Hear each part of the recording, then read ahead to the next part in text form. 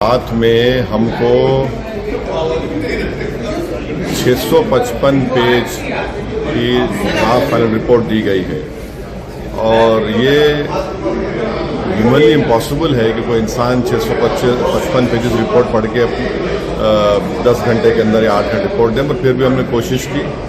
हम अपनी decent report दिए हैं इस बिल के ख़िलाफ़, इसके अमेंडमेंट्स के ख़िलाफ़, जो हम समझते हैं कि ये वफ़ के लिए फ़ायदेमंद नहीं रहेंगे बल्कि वफ़ को बर्बाद कर देंगे।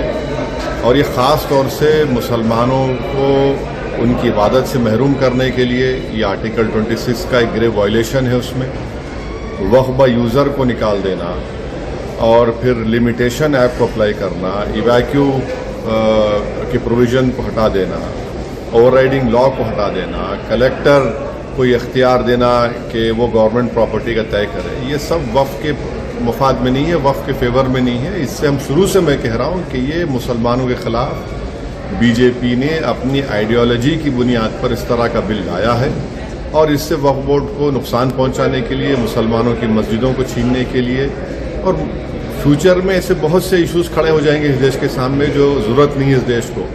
मगर हमने पूरी कोशिश की इस कमेटी में रहकर अपने दलील से कानून का इस्तेमाल करके, अब पार्लियामेंट में जब ये बिल लाया जाएगा हम वहाँ पर भी इसकी मुखालिफत करेंगे और ज़रूरत पड़ी अगर हमारे बड़े बोलेंगे तो हम आवाम में भी जाकर इसका एहतजाज करेंगे। सर, मतलब अगला स्टेप पार्लियामेंट में बिल आने के बाद क्या होगा सर?